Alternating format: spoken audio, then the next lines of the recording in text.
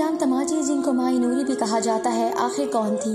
نام کی طرح یہ کردار بھی انتہائی رومانوی ہے جو سندھ ثقافت سے جڑا ہوا ہے، اور سندھ کے صوفی بزرگ شاہ عبداللطیف بھٹائی رحمۃ اللہ نے نوری کو کیا خوبصورت انداز میں بیان کیا ہے۔ وہ کہتے ہیں، وہ ملاحوں میں پیدا تو ہوئی تھی مگر قسمت میٹھی اور صاف خوری، سردار نے پہچان کر ہی اسے بخشا تھا اعزاز حضوری۔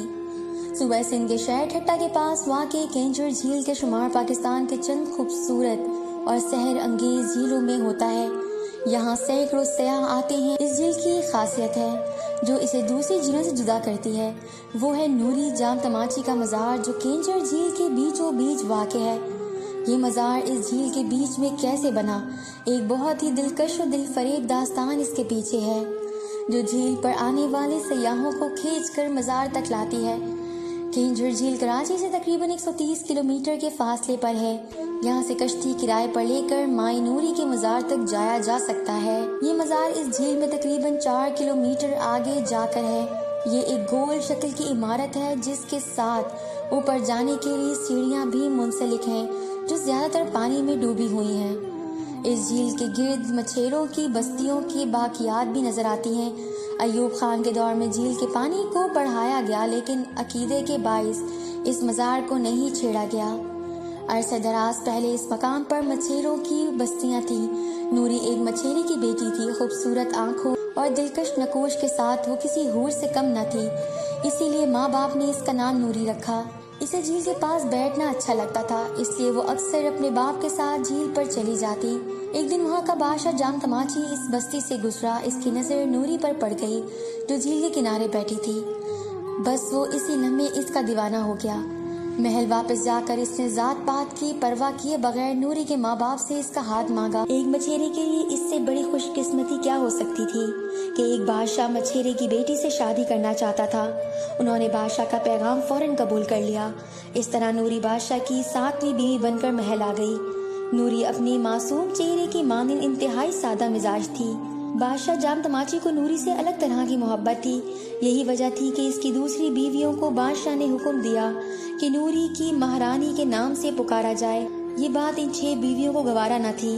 انہوں نے بادشاہ کو نوری سے بدظن کرنے کا پلان بنایا۔ انہوں نے بادشاہ سے کہا کہ نوری ایک لکڑی کے صندوق میں ہیرے جواہرات بھر کر اپنے بھائی کو دیتی ہے۔ نوری کا بھائی جب بھی اس سے ملنے آتا تھا تو ایک لکڑی کا صندوق ساتھ لاتا تھا اور واپسی میں بھی صندوق اس کے ساتھ ہوتا تھا۔ جب نوری کا بھائی آیا تو عادت کے مطابق لکڑی کے صندوق ساتھ لایا۔ اس نے مہارانی کے پاس تھوڑا وقت گزارا۔ جب جانے کا وقت آیا تو نوری نے وہ صندوق اس کو واپس لے جانے کے لیے دیا۔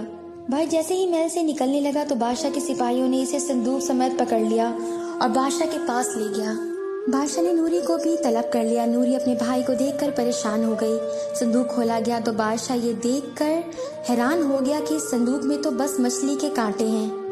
بادشاہ نے نوری سے پوچھا یہ کیا ہے تو اس نے انتہائی شرمندگی کے ساتھ بتایا کہ اس کو اپنے گھر کے پکے کھانے کی عادت ہے، محل کے پکے کھانے اس سے کھائے نہیں جاتے۔ وہ بادشاہ کی ناراضگی سے ڈرتی تھی، اس لیے اس کے بھائی اپنے گھر سے پکی مچھلی لکڑی کے صندوق میں لاتا تھا کہ کوئی دیکھ نہ لے۔ بادشاہ بہت شرمندہ ہوا۔ اس دن کے بعد سے اس کے لیے نوری کی وقت اور بڑھ گئی۔ اب کسی کی ہمت نہیں تھی کہ نوری کے خلاف کوئی بات کر سکے۔ انہوں نے کافی وقت ساتھ گزارا۔ نوری کی وفات کے بعد بادشاہ جام تماچی نے اس کا شاندار مزار جھیل کے کنارے اسی جگہ بنوایا جہاں بادشاہ نے اسے پہلی دفعہ دیکھا تھا۔ اس وقت یہاں پانی نہیں تھا، لیکن بعد میں پانی میں اضافے کے سبب مزار بھی پانی کے اندر شامل ہو گیا۔ یہ مزار ان کی سچی لازوال محبت کی نشانی ہے جو پانی میں ڈوبا ہوا ہونے کے باوجود آج تک اپنی جگہ پر قائم ہے۔ تاج محل تو زمین پر محبت کی نشانی ہے، لیکن نوری جام تماچی کا مزار پانی میں ڈوبا ہوا ایک انوکھی محبت کی داستان ہے جو رہتی دنیا تک قائم و دائم رہے گا۔ بادشاہ جام تماچی کی قبر مکھلی کے قبرستان میں ہے۔ ہر زمانے کی اپنی محبت کی داستانیں ہیں جو یقیناً دلچسپ اور عجیب ہیں۔ ان محبت کرنے والوں نے اپنی محبت کو امر کرنے کے لیے نشانیاں چھوڑی ہیں جو اس بات کا ثبوت ہے کہ یہ ایک بہت مضبوط احساس ہے جو ان محبت کرنے والوں کو عام لوگوں سے جدا کرتا ہے۔ یہ عام انسان کے بس کی بات نہیں۔